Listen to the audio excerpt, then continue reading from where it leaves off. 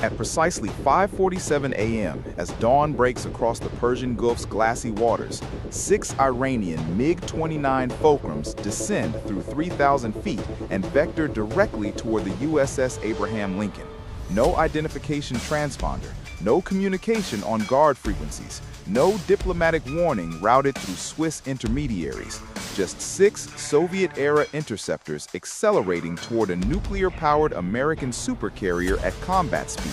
Their pilots convinced that audacity and coordination would force Washington to reconsider its presence in waters Tehran considers sovereign territory.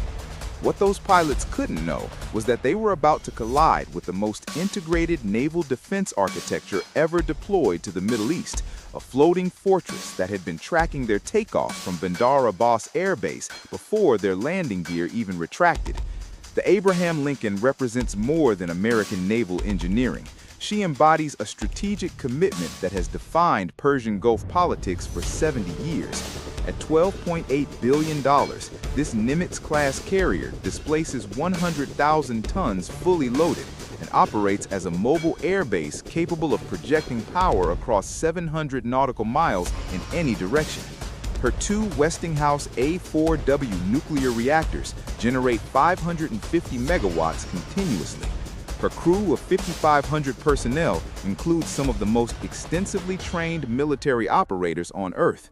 Every sensor suite, every weapon system, every communication network aboard has been specifically calibrated for one operational environment above all others: the confined, politically volatile waters where the Arabian Sea meets the Strait of Hormuz. Tehran's calculus for this morning's provocation wasn't mysterious. For months, American carrier groups had maintained persistent presence near Iranian territorial waters, conducting freedom of navigation operations that Iranian leadership characterized as illegal encroachment. The Islamic Revolutionary Guard Corps Navy had grown increasingly aggressive, with fast attack craft and anti-ship missile demonstrations. Iranian state media had been saturating domestic audiences with rhetoric about American vulnerability and declining imperial power. Senior IRGC commanders needed to demonstrate tangible resistance, to show their population and regional rivals that American carriers weren't invincible symbols, but potential targets that could be challenged. The 6 MiG-29s that morning represented calculated escalation, designed to test American resolve, gather intelligence on defensive capabilities, and generate propaganda footage showing Iranian fighters dominating the skies above U.S. naval forces. First radar contact materialized on the Lincoln's AN/SPY-1D system at 52 nautical miles, bearing 093 degrees true. The response was instantaneous and overwhelming.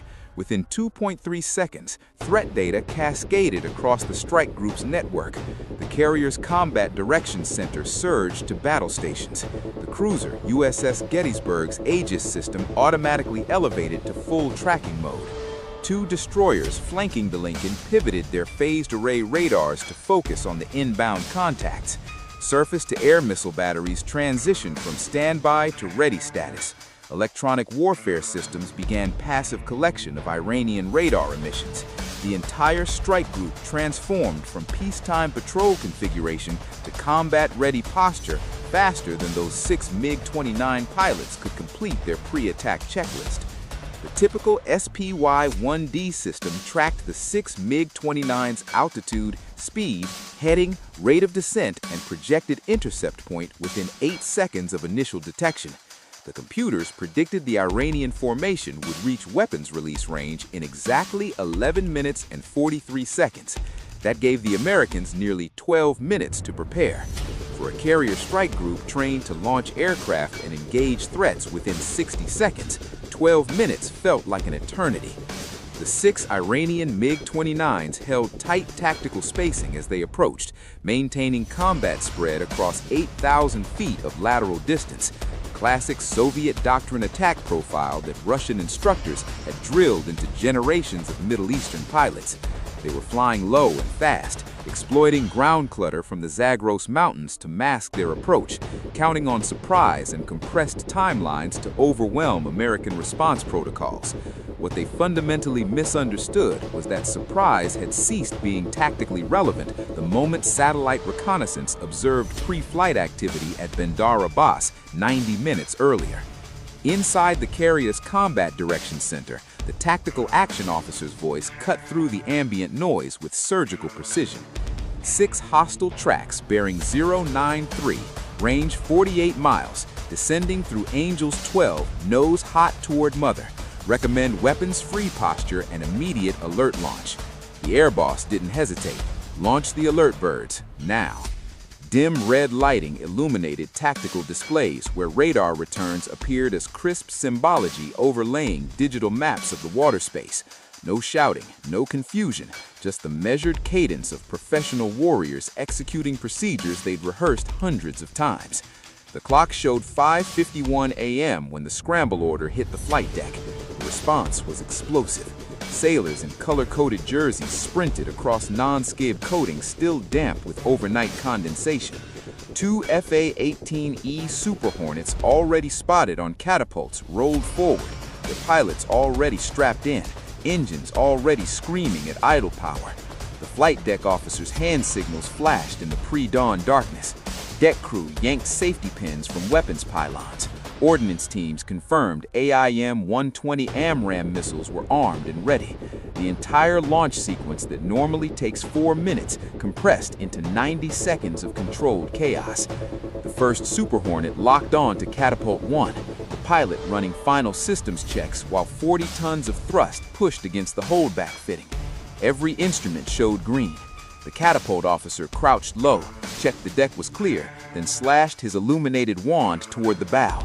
The pilot slammed throttles to full afterburner. The catapult officer stabbed the firing button. 3 seconds of brutal acceleration compressed the Super Hornet from standstill to 165 miles per hour across 310 feet of flight deck. The 44-ton fighter aircraft rocketed off the bow, afterburner exhaust painting the pre-dawn sky orange. The pilot immediately yanking into a climbing left turn toward the threat axis. 15 seconds later, the second Hornet screamed off Catapult 2 with identical violence. Call signs Python 1 and Python 2. Their orders crackled through helmet speakers with absolute clarity. Python flight, 6 bandits inbound hot, bearing 093, 42 miles, Angels 10 and descending. Intercept and identify. Weapons tight unless fired upon. Rules of engagement are defensive, but you are cleared hot if threat criteria are met. Do not let them near the boat. Both pilots rogered up and lit afterburners. Climbing through 15,000 feet at 450 knots, their radars already sweeping the airspace ahead, hunting for the 6 Iranian fighters who had no idea they'd just triggered a response that could end their lives in the next 8 minutes. Simultaneously, aboard the cruiser USS Gettysburg, positioned 8,000 yards off the Lincoln's port quarter, the reaction was equally swift and infinitely more lethal. The ship's commanding officer stood in the Combat Information Center watching his displays update in real time. Batteries released, weapons free on my command. Fire control technicians locked SM-2 missiles on all 6 Iranian tracks. The vertical launch system hummed as cells opened, ready to spit radar-guided missiles that could cross 50 miles in less than 90 seconds. Each SM-2 carried a 137-pound blast fragmentation warhead with terminal guidance accurate enough to hit a specific section of aircraft fuselage. The Gettysburg could have killed all 6 MiG-29s before their pilots even acquired visual contact with the American carrier. The destroyers USS Stetham and USS Porter adjusted formation, tightening their defensive screen around the Lincoln.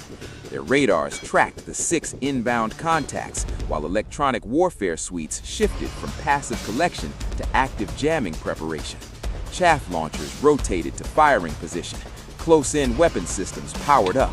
Every sailor understood they were now operating in the narrow space between peace and combat. Python flight climbed through 20,000 feet and turned to intercept geometry, their radars acquiring the Iranian formation at 68 nautical miles.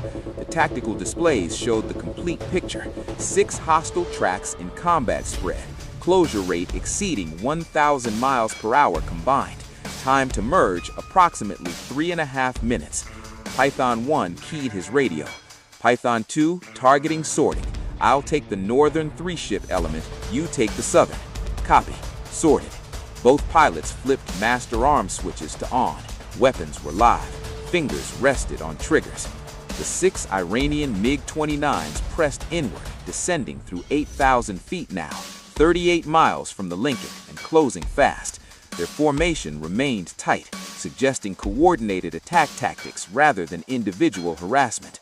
They were committing fully to this approach, betting that American rules of engagement would prevent weapons release unless they actually fired first. They were about to learn that restraint doesn't mean hesitation. At 5:56 a.m., Python flight made visual contact. Tally 6 bandits, 11 o'clock low, Angels 8. 6 MiG-29s in loose combat spread, twin tails distinctive against the pale sky. Iranian Air Force roundels visible on fuselages. No external ordnance on hardpoints, but that meant nothing.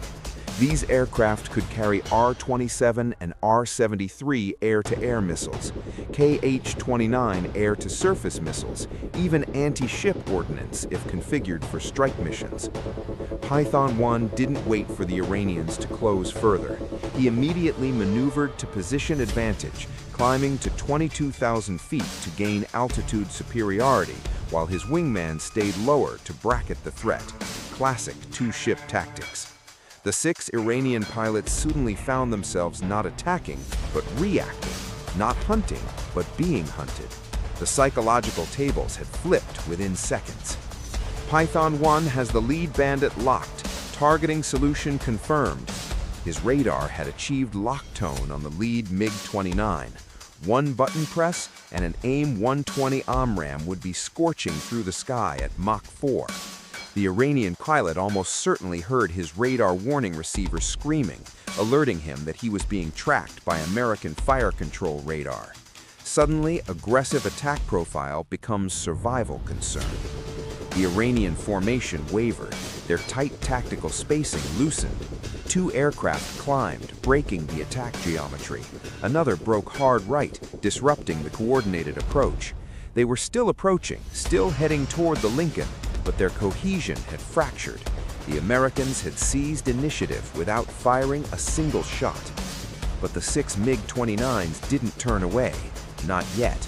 They reformed and continued inbound, now at 24 miles from the carrier, close enough that the Lincoln's phalanx close-in weapons systems automatically acquired and began tracking.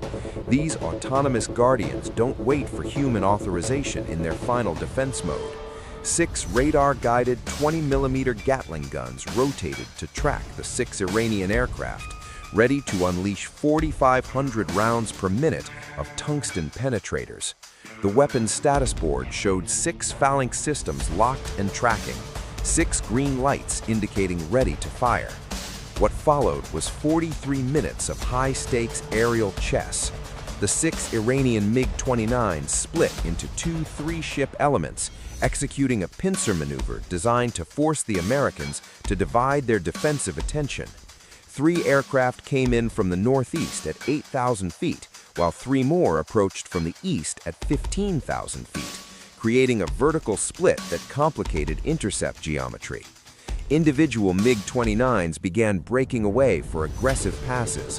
One descended to 400 feet above wave tops, its jet wash creating visible disturbance patterns across the water's surface, screaming toward the Lincoln's bow at 480 knots before pulling up hard at the last second, afterburners blazing.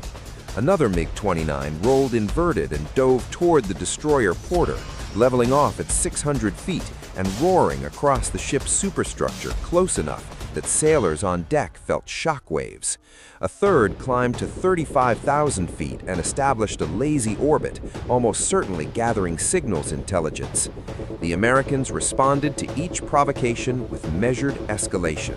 Python flight shadowed every Iranian maneuver, maintaining firing position, keeping radar locks active, ensuring those 6 MiG-29 pilots heard their threat warning receivers screaming constantly. The psychological pressure was immense. Every Iranian pilot knew that American missiles could reach out and kill them at any moment. The most dangerous moment arrived at 6:14 a.m. One MiG